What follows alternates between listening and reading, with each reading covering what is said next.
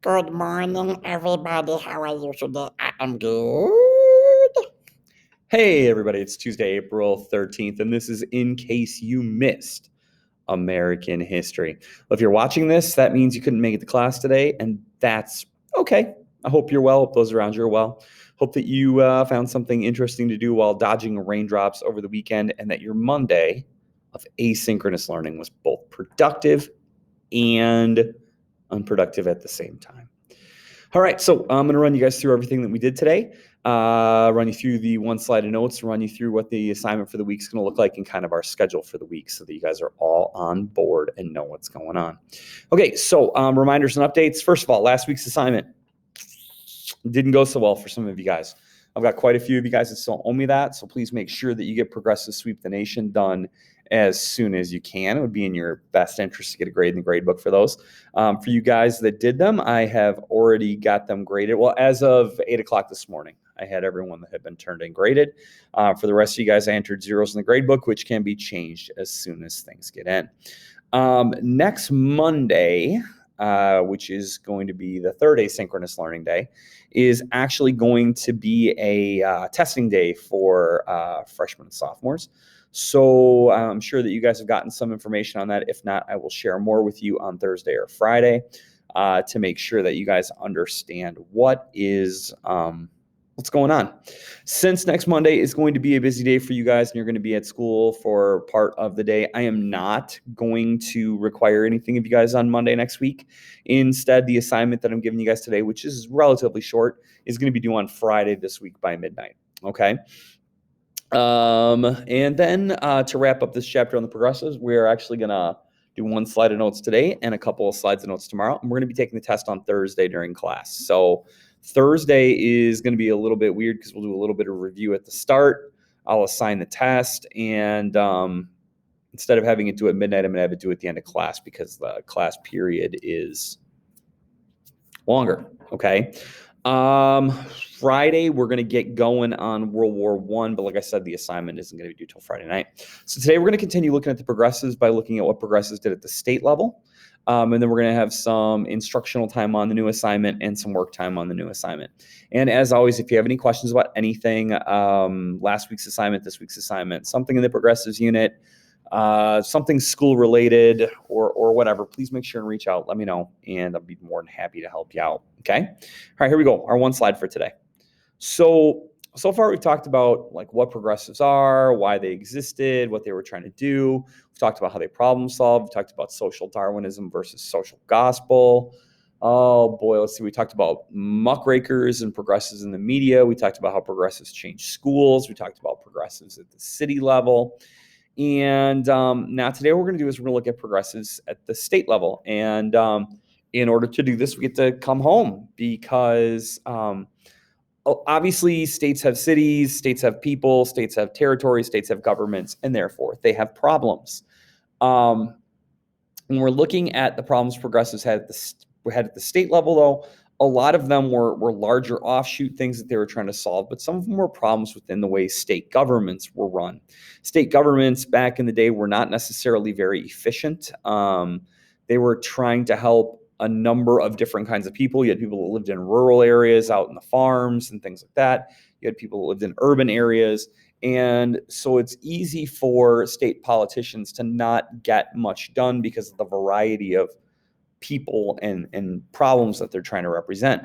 And so a lot of states turn to this progressive way of doing things. They're trying to solve their own internal problems because obviously at the national level, they're trying to solve these countrywide, all over the place issues. And cities are trying to solve like these unique pinpoint problems within them. States are trying to solve things that are unique to them. We, for instance, in Wisconsin, dairy farming is really important. That might not be something that is as big a deal in other states around the country.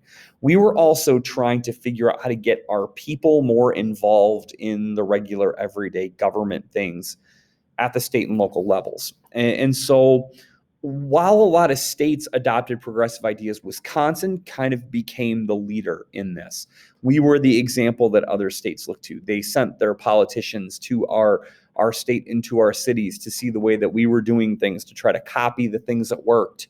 and to pick our politicians' brains and to pick our media workers' brains to see what it was that was making Wisconsin such a success. And we called that the plan that we used, the way that we did things, the how we're going to help the average Wisconsinite and how we're going to move this state forward, as is our motto, the Wisconsin idea. Okay, nothing too flashy there, nothing, no alliteration, no anything, just the Wisconsin idea. And that was led by Governor Robert La Follette. Now, Robert La Follette was seen as a very progressive leader. He really had faith in the average Wisconsinite that they could make good decisions and that they had to be part of the solution. He didn't think that government alone could solve everything. He didn't think that he himself was an expert on all tasks. And so he felt that it was up to the dairy farmers and the brewery workers and the factory workers to become involved in what was going on within their own state and to have a voice. And so La Follette is pretty well known around the state. There's La Follette High School, there's La Follette County, there's tons of cities and towns have La Follette streets or avenues. And so it's a name that you might recognize. If you ever did a Capitol field trip, which I think most of you did, there's kind of the bust, which is like the statue of like them from like the chest up in a pretty prominent place in the Capitol that you may have seen, but didn't pay any attention to because you were young. But they really viewed Wisconsin as a lab for change. Now, the thing about change is sometimes change doesn't work the way you want it to. And so some of the things that we tried in Wisconsin, they weren't all successes. Not everything was a hit. And it was important that La Follette understood and that the people around him understood that not everything could be a success, that sometimes you had to roll with the failure and try to improve on it or scrap it to come up with a better version of yourself, or in this case, a better version of Wisconsin. And there are a bunch of different ideas that come out of Wisconsin. Directly electing your U.S. senators, some things about income taxes, but kind of three of the really major ideas that don't necessarily come out of Wisconsin, but they become big time used in Wisconsin are the idea of initiative, frozen up there, referendum, and recall. Now, initiative is this idea that if you take initiative in something, that means you're getting it started. So initiative is the idea that regular, everyday people can propose a law. Again, one more time. Regular, everyday people can propose a law. So if there is something in our state that we view as a problem, or that I view as a problem, or you view as a problem, and we think that it would be a good place for there to be a new rule, a new law, a new statute, what we can do is we can write that up, try to do that formal, try to make it sound pretty, put all the commas in the right place, get all the capital letters in the right place, all the things I preach at you on your assignments. And we want to show that it's not just us that believes that, so we might get some signatures, almost like a petition. We support this thought. And then when we get what we feel is a good amount of support, we take that idea to our state government and we say, hey, this is something we think should be a law. They'll take a look at it. If they look at it and they go, wow, this is a lot of support, or wow, this is a really good idea, they'll take it on the floor for debate.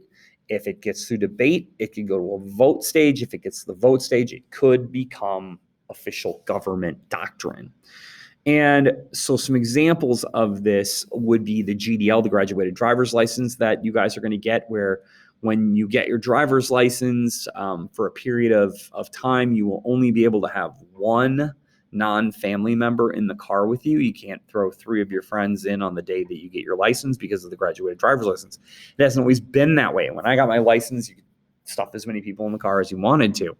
But a group of concerned parents felt that their young drivers were easily distracted and that having more people in the car was a big problem. And so they wrote this thing up. They got a lot of signatures and boom, smack, pow. You can only take one friend to Culver's instead of two. Okay. And another example of initiative would be the public smoking ban in public places. When I was a kid, you went to restaurants, they had smoking sections and non-smoking sections. People smoked in hospitals. Teachers smoked in the teachers' lounges at school. And someone proposed that, that obviously wasn't good for public health. So they wrote up a rule about public buildings like restaurants, like bars, within 50 feet of an ATM, I think. And it got popular. And I think that one was even voted on by the people and accepted. The second idea is the idea of referendum. A referendum is an issue that goes to a public vote to decide whether or not it should be passed. Some examples of things that would be referendum. Okay, one more time, something that would go to the public for a vote to see if it gets passed. Commonly, referendums are, how do people feel about a law at the state or local level? Things like legalization of marijuana, seatbelt laws, things like that. Or it can be about expenditures of money. Commonly in local areas, that's where you hear it the most. For instance, when I first started working here 24 years ago, when some of your parents were actually here as high school students, there was a referendum about building this school that I am sitting in and some of you will sit in here this week. The public approved of the expenditure of millions of dollars to build this building, and boom, smack, there you go. If they voted no, we would have been going on in the middle school building for longer. Sun Prairie has a public pool that was voted on by the people. So oftentimes those things involve tax money and how that tax money is going to be spent. Last is the idea of recall. Now, when I hear recall, I think about like, oh, this water is contaminated. So they say, don't drink smart water, bring it back to the store for a refund, or there's a bad part of my car and they're going to fix it for free. So in this case, it's a similar idea, but in this case, what recall is when an elected official doesn't do their job well enough or does something that people don't like, they can collect signatures to have that person have to go up for special election or same type of idea, but recalled for being a faulty politician. And so let's say I ran for school board and I won, but I wasn't going to the meetings or I wasn't doing things people wanted. You could go around and collect signatures and there could be a recall election. Now, I can run again, and if I win, I get to keep my spot. But if one of your parents were to run and they beat me, I'm out. They're in. They serve the rest of my term, and that's it. And so this has happened a few times in recent history. During your lifetime, former Governor Scott Walker was recalled. People didn't think that he was doing things that were in the best public interest. And so they collected enough signatures that there was a recall election, and Governor Scott Walker won the recall election and continued on. One of the more famous ones involves a name that you guys might know. The governor of California at the time was not doing things that were popular amongst his constituency, his people. And so they got enough signatures to have him recalled, and the election was interesting. You had a former child actor, a pornography star, and a former action hero run for governor in that state against the governor, and the action hero won, making Arnold Schwarzenegger the governor of California. Now, if you're not familiar with him, he was in the Terminator movies. And that's probably where most of you guys would know him from if you knew him. So there you go. 3 kind of valuable tools that regular everyday people have that give us more power over our government and more power over our regular everyday life. Now, before I end this video, I just wanted to show you guys really quick that I did post a new assignment today. That assignment is called Modern Day Progressives. Here's this week's assignment on modern day progressives. Being a progressive has changed over the last 100 years. Read over the short article and watch the video in order to answer the 5 questions attached. Please write and complete sentences with proper punctuation and capitalization. You guys did a pretty good job of that last time. This assignment will be due on Friday by midnight. If you click on it, there's a short article and a short poem, actually from President Biden's inauguration, read by Amanda Gorman, the Youth Poet Laureate of the United States.